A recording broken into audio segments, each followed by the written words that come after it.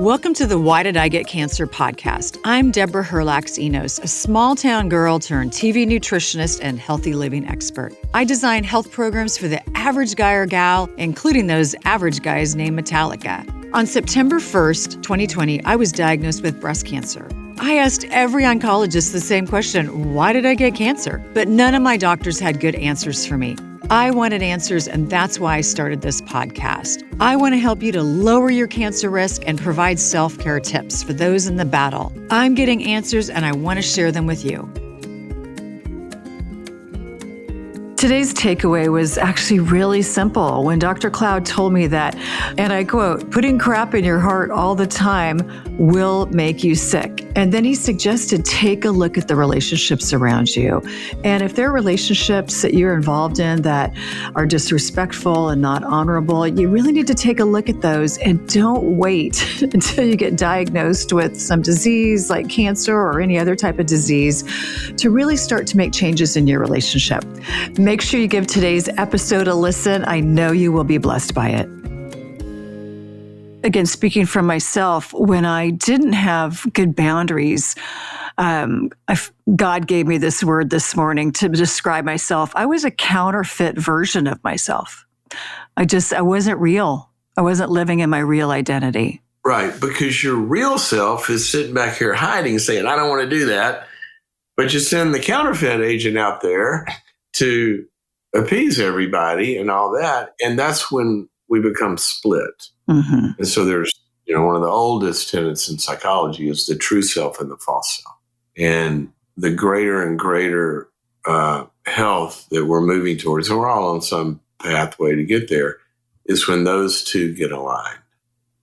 Mm-hmm. Now, that doesn't mean that, I tell a lot of people, when some people say everything they think, that doesn't mean that just because your real self is saying it, it's smart to say it, right? I go, that should have been your inside voice. No, don't say that. That's great. I like that. So we can still live an authentic life and not fake it, not flatter people. Right. Because it's going to sink out, right? I remember there was this horribly passive-aggressive woman one time who she just couldn't say anything that wasn't biting, because she never had dealt with all of her resentment that she carries around. And she's always envious of other women. And I remember she says, this woman walks in and she goes, oh, that is a beautiful dress. Didn't they have it in your size? I mean, it's going to come out. These little barbs, right? Oh, man. Little barbs. Little barbs. I mean, how many times you walk away from an interaction, you go, I know there was a compliment in there somewhere. Why did I just get complimented? I feel fine, David. There's something. Yeah, a little passive aggressive there, I guess. So the health thing is huge in boundaries because we're spiritual, we're mental, we're soulish. And all of that runs on this hardware we call a body. So we got the software and you got the circuitry. It's like your computer. Your computer is the hardware. And the software drives all of that and they interact with each other. And we just can't live and not affect our bodies. And speaking. And it'll talk. That's exactly right. And our body's always listening. I was working with a woman the other day, and she has no boundaries. And she keeps overextending herself. And she was saying, I'm so tired. And I said, just because you can't say no doesn't mean your body can't. Oh, isn't that the truth? And if you don't start saying it, your body's going to say it even louder. You're going to break down. And it always attacks the weakest organ. I mean, we know that. That's why people say, you can't draw a direct line to each ailment. For some people, it might be the cardiovascular system that stress affects. For other people, it can be the stomach and the gastro system. For other people, it can be sleep cycles. But we all genetically and life experience makes different organ systems weaker than others.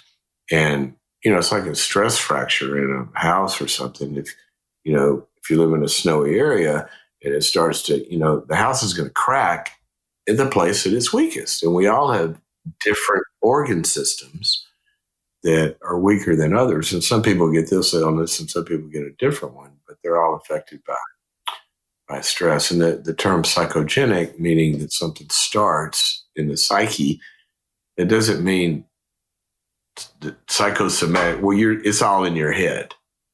No, you really are sick. But the genesis of that could be stress. And it broke your body down. Your body really has broken down, but it could be relational or psychological dynamics of ongoing stress that cause. Well, I see that a lot. I'm a certified nutritionist and have been in this health field for 30 years. Yeah. Sorry. Oh, no. You're going to shame me. What are you drinking in that mug? I'm drinking coffee, which, I love coffee. Now, I put a little collagen in my coffee for a little protein hit in the morning. And that I've been doing that for years. And that Try a pork chop. That's a protein hit in the morning. That's a good point. Maybe I could do both. Really turn my brain on first thing. But women in my career that I worked with, they were usually so sick. And it's because they couldn't say no. And so they just kept going and going and going. It's sort of like the organ system. People have, it's so fascinating to me over the years that there are only really a handful of psychological issues, even though there's, the diagnostic manual there's gazillions of different diagnoses, but there's only a few issues really that cause all of those. And for some people, it's depression. It shows up in depression. For other people, it shows up in anxiety disorders. For some people, it shows up in addictions. For some people, it shows up in obsessive ruminations, which is an anxiety disorder, or other things. But we get them all, you get them all in a group together, and you're going to work on a handful of issues. You're going to work on how connected or isolated you are emotionally in your relationships or not. You're going to work on your boundaries and how free and autonomous you feel and how much interpersonal power you have, or are you somebody that's perpetually controlled by the outside, which we're not designed to be controlled by? Thirdly, how do we process the imperfections of life? Are we processing trauma and pain and loss in the way that we're designed to process them? Or are we denying them and not getting the trash out? You would not you have a plumbing system in your house to take the waste out, or it's going to clog up and then your house is going to start to get infected, or you take the trash out. Well, the human body has a plumbing system to take the trash out. You're supposed to cry it out of your eyes in grief when you lose something. You're supposed to express it out in the anger and all of that, getting in touch with the feelings and processing all of this. And when we look at or even, forgiveness is taking the trash out. You're getting this crap out of you that is still there from something somebody did to you, and we're getting it out.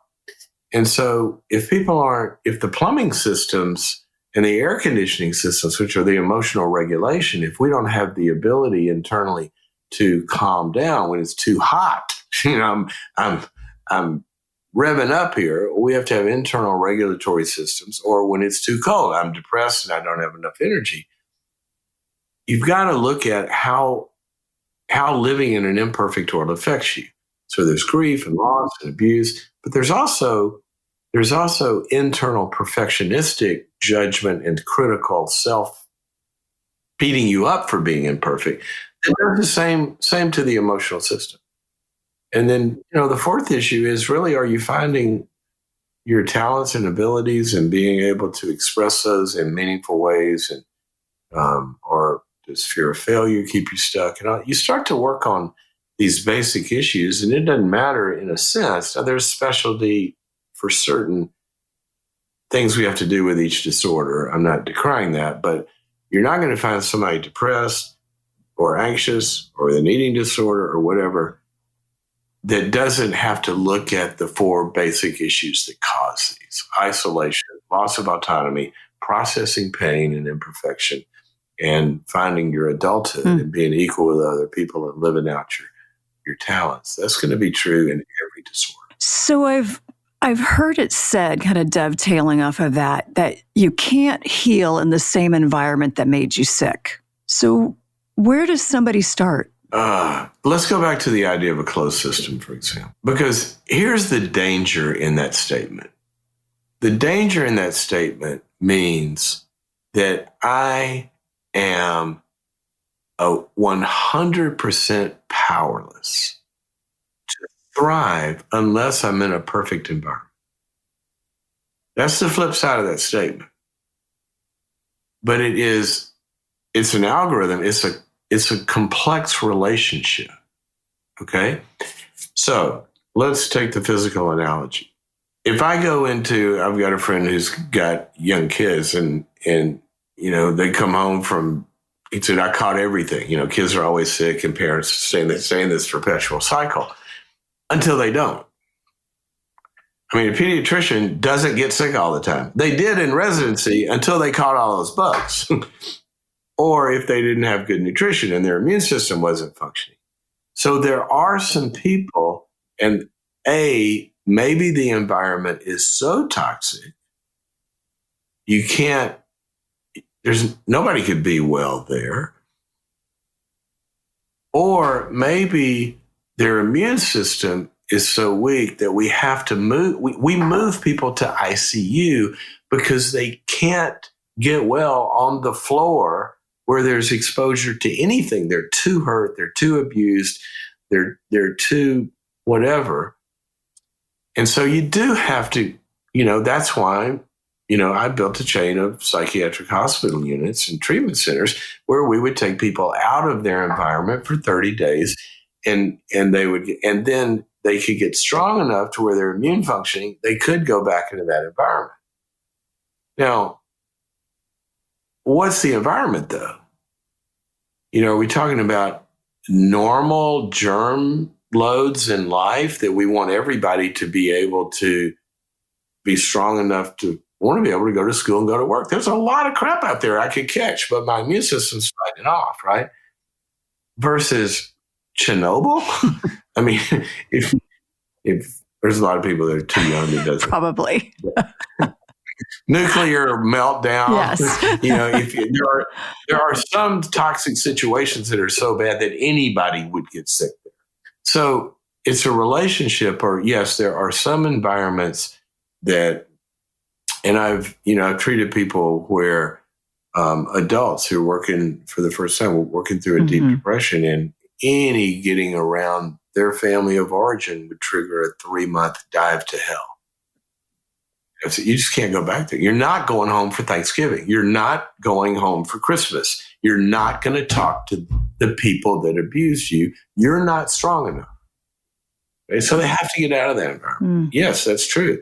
And you can't heal there for sure. That's why I said that statement's true. You got to go into another environment to get healed because, even if I'm in my house and I got sick here, there's no internist here. I got to go to another environment to get healed because what I need to get healed isn't present in this house. So is it too abusive and too toxic for virtually anybody to thrive in? Or can I go get stronger and then I can actually come back in some environments and I can become the change agent? And we see that all the time. So it's not black or white, but yes, you have to get out of it because the resources and the medicine's not there. So yeah, you got to go to therapy. You got to get out of the house. Can you go back to the house? Well, it depends on, are there monsters in there or just kind of wackos that you're going to be strong enough to deal with? Does that make sense? It does. It does. And it's going to be so different for each person. Right. And what you said is true. Obviously, you're not in an environment that's making you well. So you got to go somewhere to get well. Got to go somewhere. Does that mean that you have to never talk to these people again? No, it doesn't. Right. But I think there is a lot to be said to, when you get diagnosed with cancer or any other chronic disease, that it's probably time to take a look at some of your relationships, and are some of them toxic?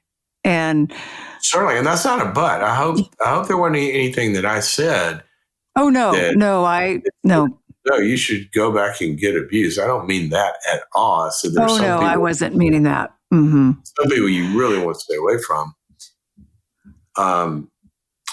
But there's always going to be, like you're saying, we have to look at our relationships, because it's like nutrition. Okay. Relationships are the food for the soul. They are. I like that. Mm-hmm. That's how we're designed. We're designed to give and receive love, and that's what keeps us healthy. Your heart has 4 pipes, right? 2 go in and 2 go out, and you can have clogged arteries on either way. Either you're not getting enough love brought in, or you're not loving anybody. It's not going out, and we have to have. That's why we have mirror neurons. It's a dance between a mother and an infant. And what the infant does triggers, oxytocin in the mother, and that triggers it back in the kid. And it is a dance. And so our relationships are the nutrition of life. And if you're putting crap in your heart all the time, it's like eating junk food, and you will get sick. You will, period. So yeah, we got to look at our relationships. I want to tell you about one of my favorite things to drink. It's bone broth. And I have to tell you, I'm relatively new to the whole bone broth game. But one of the reasons I started drinking bone broth is when I had cancer, I had a really hard time keeping food down, getting enough protein. And quite honestly, I had so much inflammation going on in my body. I was really looking for something that was nutritious. Again, I could really get a lot of protein out of and would be really soothing to my gut. So I jumped headlong into bone broth. And one of the things I love about bone broth is that there's so much gelatin and collagen in it. Studies show that gelatin is beneficial to restoring strength to the gut lining, and it can help to fight food sensitivities. And then bonus, it helps to grow probiotics in your gut, the probiotic bacteria, which is what we really want, which helps to really boost immune system. So I have to tell you about my favorite bone broth, which is from ButcherBox. What I love about it is it's got 3 ingredients: organic chicken, organic carrots, and filtered water. That is it. I love it so much. I drink it in the afternoon to kind of give me an energetic boost. I drink it in the morning. I drink it on cold days. Honestly, it's just one of my favorite products. Okay, so when I was telling ButcherBox about how much I love their chicken bone broth, they gave an amazing deal to my listeners. It's actually a deal that they've never even created before. And here's their deal: chicken bone broth for free for an entire year. It's crazy. They've actually, as I said, they've never done a deal like this before. And then bonus, you get $20 off your first box. So go to the link in my show notes, click the link, use the code ENOS. You'll get $20 off your first box and free bone broth for an entire year.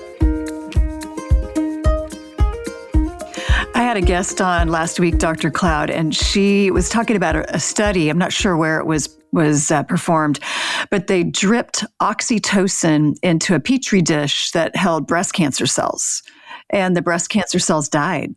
Could you send me that? I will get it from her. I'll send it to you. I mean, that's amazing that, okay, we could be surrounded by healthy people that bring us great joy, and that can kill cancer. That's a miracle of God making. That's his design. And if you think about it, the very nature of cancer, as I understand it, and some oncologists can call me and say, that's not exactly right, and I'd appreciate that. But a cancer cell is a cell that disconnects from living cells and then starts to produce life on its own. That's the metaphor. Oxytocin is the bonding chemical. The bonding chemical. And so that makes perfect sense to a non-oncologist but a psychologist of why that would be true. And nobody has a preponderance of that, like, a nursing mother. It's interesting. And this is interesting also. There was, I travel a lot and have for a long time. And I used to get a lot of colds and, do book signings, and I'm probably, and shaking hands with everybody, then, wiping my eyes and getting sick. But all the things we're not supposed to do, on right? Airplanes all the time. And of course, yep. And I was talking about this the other day. I wish I had a control group to know which one it was. But right about the same time, this would be about 20 years ago, I was having we were on a trip, and I was having some pain, and my wife talked me into, we were at this resort, and she talked me into it. She said, you got to go get a deep tissue massage. And I go, I'd rather go play golf. I don't want a stupid massage. And so she talks me into it. And I found out I got all this, and the therapist starts telling me, your body's holding all this stress, right? And I actually felt better. So I went the next week, and I went there, and then I started saying, I'm going to move better. And I started doing that, weekly. Okay? And then I see this research. Well, before I say that, and kind of the same, this is why I needed a control group. I also started becoming a hand washer after I would, be at a book signing and meet a lot of people. But after a long time of getting sick, a lot throughout the year and traveling, I stopped getting sick. And in part, the mind, body, all of that, in part, what the research shows about what massage therapy can do that's done well, it increases the immune system. And you're working the stress out of your body. Yep. But also, I think I had probably been exposed to every single cold that exists by that time. At that point, 150,000 miles a year. But I stopped getting sick. And that's why, you're a nutritionist. It's the whole being that has to get well. It's what we're putting into our body chemically through food. It's what we're putting into our body relationally through our connections to people. And it's also what we are generating in our body through our own activities, whether that's codependency or not moving the body or holding on to resentments and all of that. If you can talk for a second, I've got a new book coming out called Trust. It's on the dynamics of trust. And in that book, one section is on repairing broken trust. Like if in a marriage, there's a betrayal, or in business or something. And I'm talking about the process of how that happens. And I'm saying you're never going to really repair broken trust if you can't forgive and go into the repair process with somewhat of a clean slate. You're not going to repair something if you're still punishing somebody for 20 years, right? We're not going to get to a good place. But you have to go through an appropriate period of blaming and expressing all of that. And then they've got to own it. There's a lot of factors that go into this. But when I was writing the book, and I'm going to find it here for us if we can be that casual. But where is it? I was doing the section on repairing trust, and I did a lot of research. It had been years since I had really dived into the science of forgiveness, and I started researching it, the neuroscience of it, the biochemistry of it, and all of that. And I literally found compilations of the physical health that happens when people forgive. And I'm okay. Here it is. This is overwhelming scientific research on forgiveness. All right. And my publisher made me stop listing things because she said, you got too much here. All right, ready? Mental health, forgiveness decreases obsessive rumination. Number 3, reduces and eliminates the painful and damaging emotions such as resentment, bitterness, hatred, hostility, residual toxic anger that spills out in other ways, revenge wishes and motivation. All right, now watch this. Now we're going to shift out of the head to the body. Depression, anxiety, addictions, PTSD, chronic stress, mortality rates, how soon you die, lowers blood pressure, lowers cholesterol, resolves ongoing relationship struggles and chronic interpersonal disturbances, increases immune system functioning, decreases heart disease, increases agreeableness, and lowers neuroticism, which is a personality dynamic, breaks the link between stress and poor mental health. There's a lot of people that have high stress in their lives. It doesn't mean that you're going to get depressed or anxious. I mean, think of trauma surgery, right? But it breaks the link between them. It's kind of the bridge that hooks stress into making you sick. Pain reduction, physical pain thresholds, and obviously increases our ability to judge people accurately.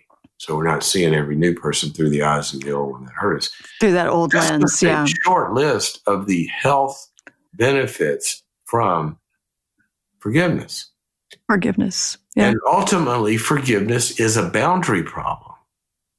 Because when we are holding on to something, revenge motives or anger or whatever, you are psychologically not free from the abuser. You're linked to that. You're linked. It's a tie. It's like a soul tie. Right. Yeah. Right. So when you take ownership, which is a boundary thing, and responsibility for you abused me, and I'm not going to allow that to happen anymore. And I'm not going to walk around with replaying that abuse every day by my anger at you, because now we're back in the relationship. And that can go on for 50 years. And that other person you haven't forgiven, they don't even know that this problem is happening with you. The best revenge is to live a good life. It really is. It really is. And you can't live a good life if you're holding on to anger and resentment. Yeah. So that's all boundaries as well. But that's the book's called Trust. People, I don't know when this will air, but it comes out next month. You can pre-order it now. Yeah, I saw that on your website. And you can actually get a free chapter, I think, if you pre-order. I did that the other day. So the subtitle is When to Give It, and this gets into boundaries as well. Trust. When to give it, when to withhold it. Shouldn't trust everybody or in every way. How we earn it and how to fix it when it gets broken. And it so much affects our physical health, which I know is your... So much affects our physical health. And if you don't have that trust in your spouse or best friend or even your employer, everything. It's going to impact every aspect of your health. And all the way to, the book shows the research on everything. High trust, what it does in companies and performance in teams, what it does in athletic performance, school performance, family performance, mental health, economies, all of it. It drives everything. Trust is the fuel of life. If the baby can't trust, it's not going to go to the breast, right? Or the bottle. Trust and they can't take in anything. And people, their trust muscles have been broken. And that literally shuts them off from the very things that they need from the outside world. Or their boundaries are broken and they're trusting idiots and getting poison put into them all the time. So it goes both ways. So not being able to trust, it really impacts your thriving. In fact, failure to thrive syndrome in infants and even geriatrics and everybody in between, failure to thrive syndrome is because the trust in the connection is broken, either from the unavailability of love or the inability to trust. So impacts every aspect of our health. All of it. I was on an airplane, and guys sitting next to me said, "What are you working on?" I said, "Well, I'm doing some research on trust." And he said, "Well, I don't trust anybody." I said, "Really?" He said, "Yeah, I don't. You can't trust anybody but yourself. I don't trust anybody." And I said, "So you're crazy?" He says, well, I said, "I'm a psychologist, and I'm giving you a professional opinion. You're psychotic." I said, "What are you talking about?" "Well, what's the definition of psychotic?" "Somebody's out of touch with reality." I said, "Exactly. You said you don't trust anybody. You're out of touch with reality." He goes, "What do you mean?" I said, "Look out the window. We're at 40,000 feet. Did you get up here by yourself? Don't tell me you don't trust anybody.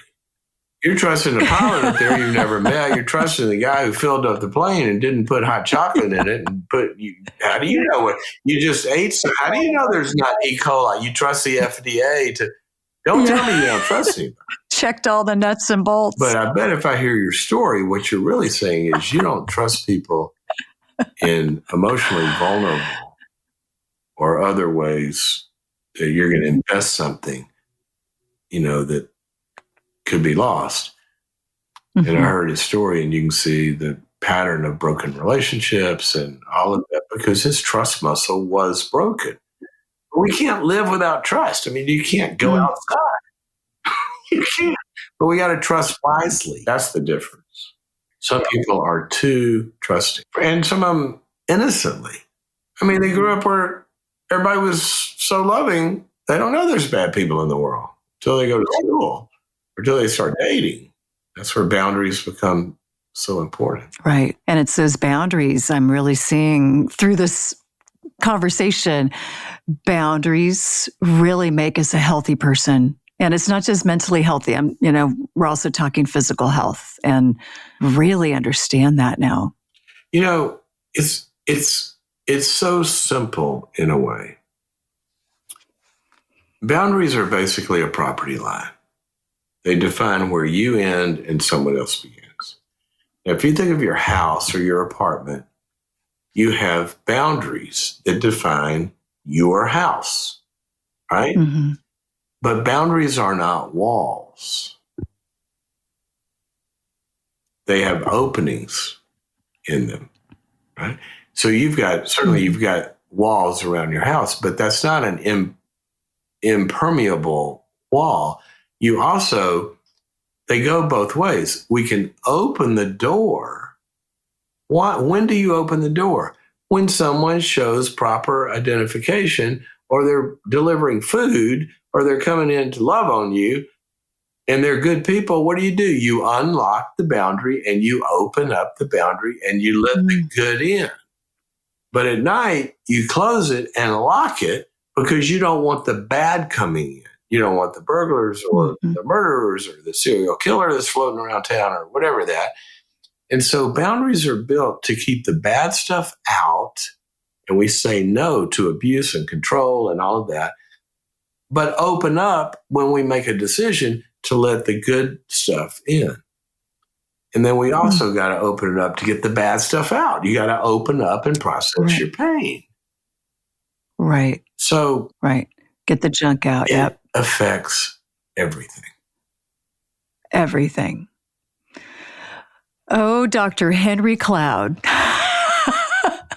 I knew I was going to be buckling up my seatbelt for this conversation today, and it did not disappoint. Well, I'm glad it's helpful. It's certainly an important issue. It's funny. My first book was called Changes That Heal. And it's really about the 4 big issues that cause all of our problems. And the second one was boundaries. The first one is our connectedness. And the second one is, in our connections, do we maintain self-control and freedom? Or do your connections overpower you and control you? Right. And so John Townsend and I were doing a lot of seminars at that time and we were speaking on Changes That Heal. And so we had a planning day with a consultant, and he says, so when y'all go out and speak, what are most of the questions about from the audience? And we started laughing. We said, they're all about boundaries. It's like, and he says, well, why don't y'all write a book on boundaries? And I started laughing, and I said, that's a great idea, because if we wrote a book on boundaries, that would answer the questions, and we wouldn't have to talk about this anymore, and we could move on to other stuff. Other topics. Little did we know, we'd still be talking about it, 3 decades later. Right. Because it's such a big issue.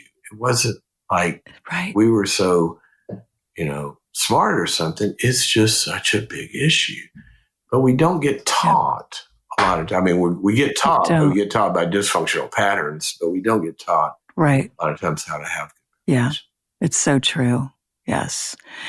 And you also have a phenomenal website, boundaries.me. Yeah, if you go to boundaries.me, that's the URL. Look up boundaries.me and it'll come up. And that's it's a lifelong dream that I had, which is to try to make one place where, it's called Boundaries, but really it is about all of life. And I have over 100 courses on there. Literally over 100. Short courses on everything from the clinical anxiety, depression, and all that kind of stuff to relationships, to dysfunctional relationships, to how do you deal with a narcissist, to reaching goals, to you said that you've seen it and interacted with it, right? Yeah, my husband and I did the trust workshop. I think it was maybe a year ago. I think a year ago you had the trust workshop on there, and you've got great information, and it's in bite-sized pieces because it's rich information, and I think you don't want to get overwhelmed. You want to take a bite, kind of process, take another bite, and process. And you also do some great teaching videos on your social media, some little short bites. Yeah. If you subscribe to boundaries.me, the other thing I do is I do a daily, very short video that comes to your inbox of one step each day that you can take in all these areas to create health. We call it one thing. So every day there's the one thing I want you to do today. One thing.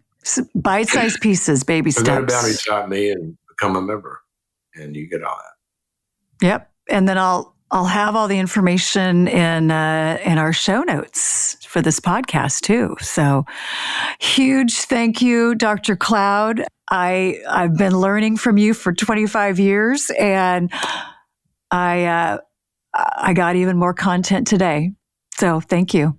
Glad it's helpful, and thanks for all your work. I know people get a lot of support, learning. Thank you. All that. We're all on a journey, and each person's playing their part. So together we'll figure this out. We'll figure it out. So thanks again. Okay. God bless. God bless you too. Thank you for joining me today on the Why Did I Get Cancer podcast. I've got my shopping guide for all of my cancer self-care items in the show notes, along with information about today's guest and our show sponsors. And don't forget to subscribe to my podcast so you never miss an episode. Keep in mind, I'm not a doctor. I'm just a gal that got diagnosed with cancer and wanted answers. If you need medical advice, please be sure to consult with a medical professional. And thank you for listening.